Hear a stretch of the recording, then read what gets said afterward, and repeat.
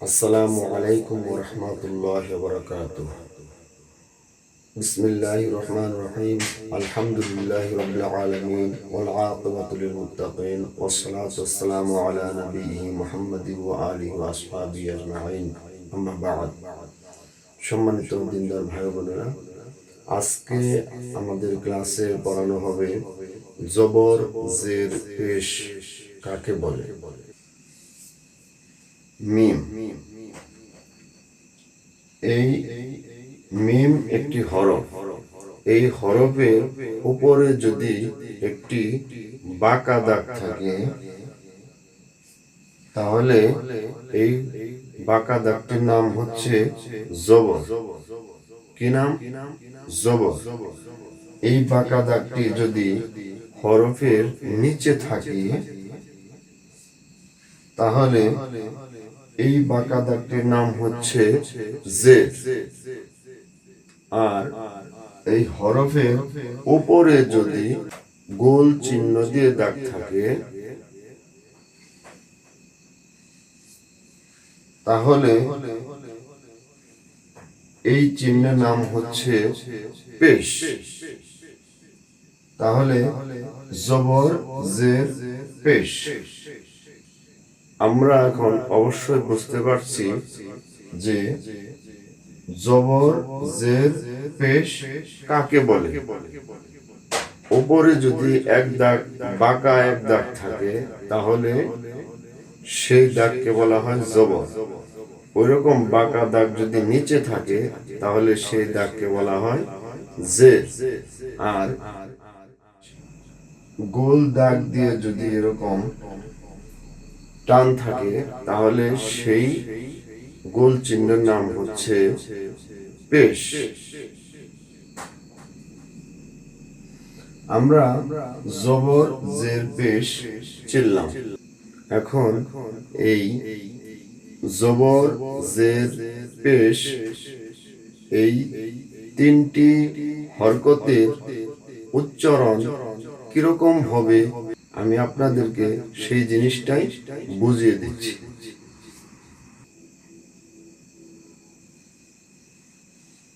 বা, জবর বা।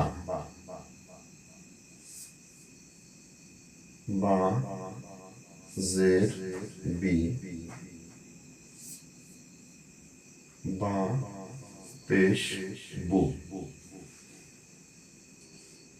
বয় আকার।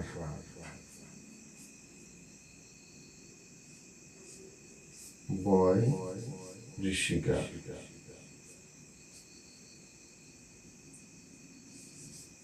বয় রস্যকা।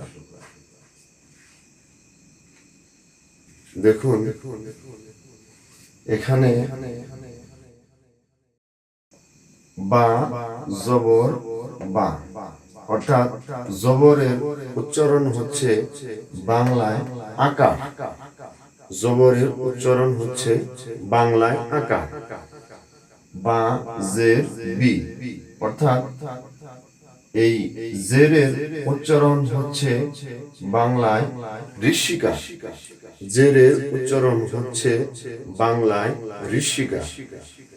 বা পেশ বু, অর্থাৎ এই পেশের উচ্চারণ হচ্ছে বাংলায় রস্যকা। পেশের উচ্চারণ হচ্ছে বাংলায় রস্যকা। জবরের উচ্চারণ হচ্ছে আকার। জবরের উচ্চারণ হচ্ছে আকার। জেরের উচ্চারণ হচ্ছে ঋষিকা। আর পেশের উচ্চারণ হচ্ছে রস্যকা। তাহলে আমরা বুঝতে পারলাম আকার, ঋষিকা, রস্যকা। এখন এটা হচ্ছে জবর জের পেশ এর বিবরণ, মানে জবর জের পেশ কিরকম হবে সেই উচ্চারণ। জবর জের পেশের উচ্চারণ। এখন দুই জবর দুই জের দুই পেশের উচ্চারণ শিখব। দুই জবর দুই জের দুই পেশকে তানবিন বলে। দুই জবর দুই জের পেশকে কি বলে? তানবিন বলে। এখন দুই জবর দুই জের দুই পেশের যে উচ্চারণ আমি আপনাদেরকে সেই জিনিসটাই শিখিয়ে দিচ্ছি।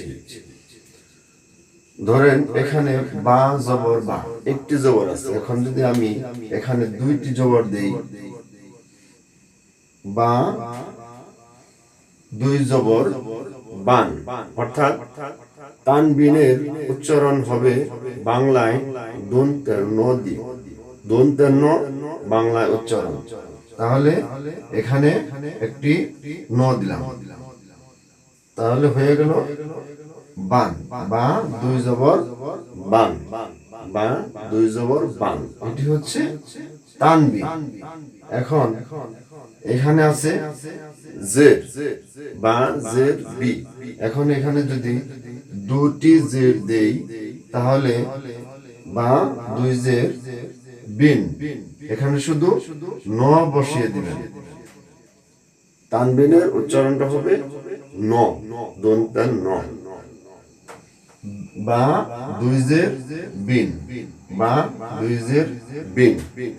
এখন বা দুই পেশ, এখানে একটি পেশ দিয়ে দিলাম, উল্টা পেশ দিতে হবে, বা দুই পেশ বুন, বা দুই পেশ বুন, এখানে শুধু ন দিয়ে দিলাম, বা দুই পেশ বুন।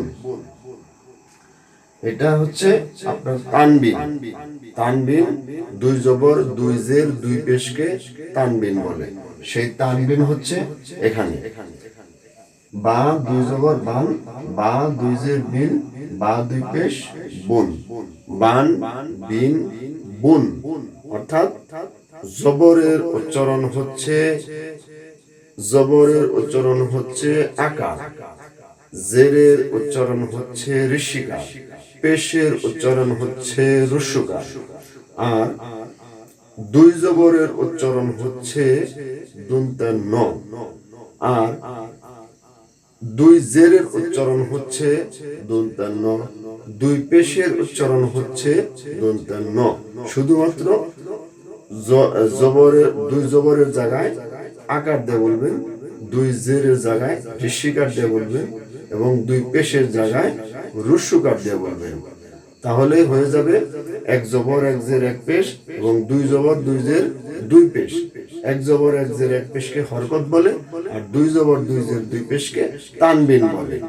এখন জবরের উচ্চারণ হচ্ছে আকার, ঋষিকার এবং রস্যকার, আর এর মধ্যে তানবিনের উচ্চারণ হচ্ছে শুধুমাত্র দন্তের ন বসিয়ে দিবেন। তাহলে আপনার এক জবর এক জের এক পেশের উচ্চারণ এবং দুই জবর দুই জের দুই পেশের উচ্চারণ হয়ে যাবে, অর্থাৎ হরকতের উচ্চারণ তানবিনের উচ্চারণ। আজকে আমরা হরকত এবং তানবিন কিভাবে করতে হয় আমরা সবাই শিখলাম। সবাইকে ধন্যবাদ জানিয়ে শেষ করছি আমাদের আজকের ক্লাস।